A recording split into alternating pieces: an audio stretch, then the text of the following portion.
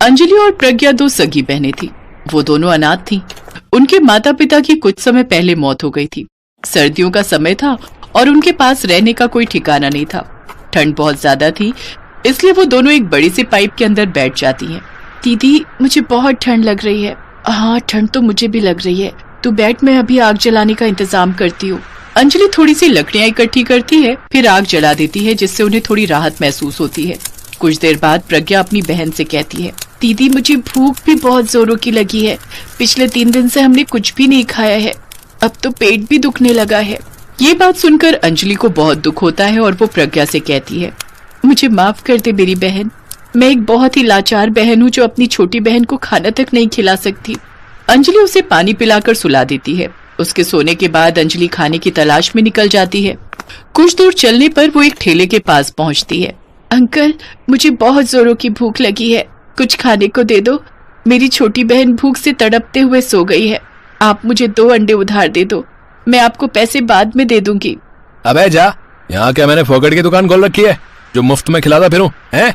अरे तेरे जैसे लोग यहाँ बहुत आते हैं। मेरे ठेले पर सिर्फ उसे ही खाने को मिलता है जो पैसे देता है। भिखारियों के लिए यहाँ कोई जगह नहीं है। अंजलि उदास मन से वापस उस पाइप में आकर बैठ जाती है और अपनी भूखी सोई हुई बहन की तरफ देखती है। फिर वो भी उसके साथ वहीं पर सो जाती है। सोते हुए अंजलि को एक सपना आता है, जैसे उसका सर उसकी माँ की गोद में है। उठो बेटी, देखो तुम्हारी माँ आई है। माँ, तुम आ गई। अच्छा हुआ तुम आ गई। आपको पता है आपके जाने के बाद ताया ताई जी ने हमारे साथ कितना बुरा किया। उन दोनों ने धोखे से हमारा घर छीन लिया और हम दोनों को दर दर की ठोकरें खाने के लिए छोड़ दिया। हम भूखे प्यासे यहाँ वहाँ भटक रहे हैं। बेटी, इस दुनिया में कोई किसी की मदद नहीं करता। सबको अपनी मदद खुद ही करनी पड़ती है। अब तुम्हें भी अपनी और अपनी बहन की जिंदगी संवारने के लिए मेहनत करनी पड़ेगी। मैं तुम्हें एक जरूरी बात बताने आई हूँ। जिस घर में हम रहते थे उसके पीछे एक पीपल का पेड़ है। तुम उस पेड़ के पास जाना, वहां एक बड़ा पत्थर है। तुम उसे हटाना और उसके नीचे की जमीन को खोदना। वहां हमने एक छोटा संदूक रखा है जिसमें हमने कुछ पैसे तुम दोनों के भविष्य के लिए रखे थे। तुम उन पैसों को ले लेना और उससे कोई काम शुरू करना। ठीक है माँ, आप जैसा कह रही हो मैं वैसा ही करूंगी। माँ, जब से आप और बाबा गए हो तब से हम दोनों को आपकी बहुत याद आती है। आप जब अपने हाथ से हमें अंडा डोसा बनाकर खिलाती थी, वो पल हमारे लिए सबसे अच्छा पल होता था। आप दोनों फिर से हमारे पास लौट आओ ना माँ। फिर अचानक से सुबह हो जाती है और अंजलि की आंख खुलती है। वो देखती है तो उसकी माँ वहां नहीं होती। माँ, माँ! तभी प्रज्ञा भी जाग जाती है। अंजलि उसे अपने सपने की सारी बात बताती है। फिर वो दोनों अपने घर की तरफ जाती हैं और उसके पीछे लगे पीपल के पेड़ के पास जो बड़ा सा पत्थर था उसे हटाती हैं और उस जमीन पर खोदना शुरू कर देती हैं। खोदने के कुछ देर बाद उसे एक छोटा सा संदूक मिलता है जिसमें कुछ पैसे रखे होते हैं। ये देखो प्रज्ञा, माँ ने जो सपने में कहा था वो सच में कहा था। ये पैसे माँ और बाबा ने हम दोनों के लिए जोड़कर रखे हुए थे। ये हमारे बहुत काम आएंगे। आओ, अब हम इन पैसों से खुद का कोई काम शुरू करेंगे। फिर वो दोनों बाजार जाती हैं और पेट भरकर खाना खाती हैं। फिर जहाँ वो बाजार में देखती हैं कि वहाँ बहुत सारी तरह तरह की दुकानें हैं।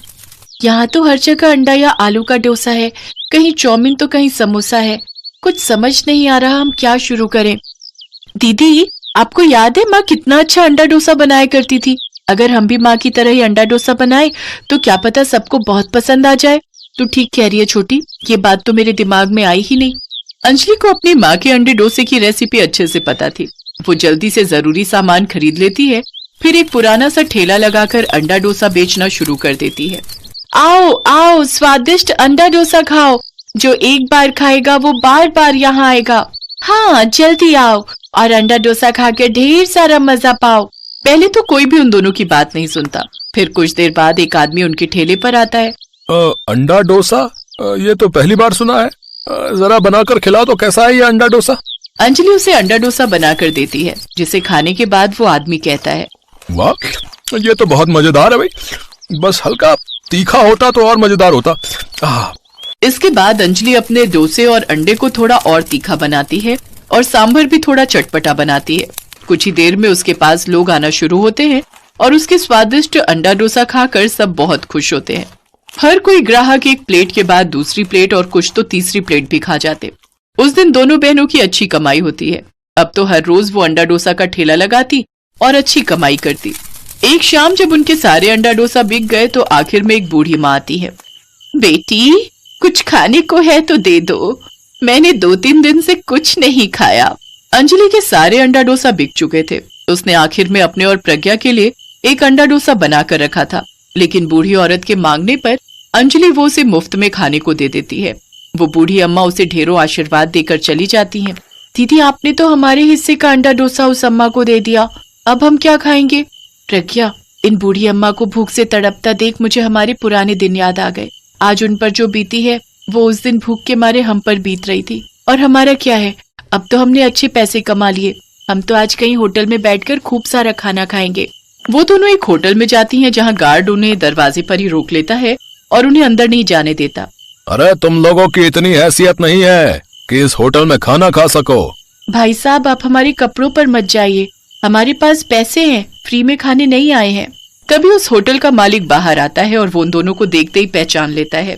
अरे तुम दोनों तो वही हो ना जिनका अंडा डोसा आजकल बहुत बिकता है? बहुत तारीफ सुनी है लोगों से तुम्हारे अंडा डोसा की। बेटी, मैंने भी तुम्हारी तरह ही अपने काम की शुरुआत की थी और आज देखो भगवान का दिया सब कुछ है। आओ अंदर आओ, मैं तुम्हें अपने होटल का खाना खिलाता हूँ। मनोहर लाल उन दोनों को अपने होटल के अंदर ले जाता है जहाँ वो अपनी पत्नी से उन दोनों को मिलवाता है। उन दोनों को देखकर मनोहर की पत्नी को एक हादसे में खोई हुई अपनी दोनों बेटियों की याद आ जाती है। वो उन दोनों को पेट भर खाना खिलाते हैं। खाना खाते खाते वो दोनों अपनी दुख भरी दास्तान मनोहर और उसकी पत्नी को बताती हैं, जिसे सुनकर उन्हें बहुत दुख होता है। फिर वो दोनों पति पत्नी कुछ देर के लिए अकेले में बात करते हैं और जब वो जाने लगती हैं तो मनोहर उनसे कहता है, देखो बेटी, एक हादसे में हमने अपनी दोनों बेटियों को खो दिया था। जब हम दोनों ने तुम्हें देखा तो ऐसा लगा हमारी बेटियां हमें वापस मिल गई हैं। हाँ बेटी, अगर तुम दोनों को बुरा न लगे तो क्या तुम दोनों हमेशा हमेशा के लिए हमारे साथ हमारे घर में हमारी बेटियां बनकर रह सकती हो? तुम दोनों को माँ बाप का प्यार मिल जाएगा और हमें हमारी बच्चियां। अंजलि और प्रज्ञा उनके गले लग जाती है और खुशी खुशी मनोहर और उसकी पत्नी के साथ बड़े से घर में रहने लगती हैं।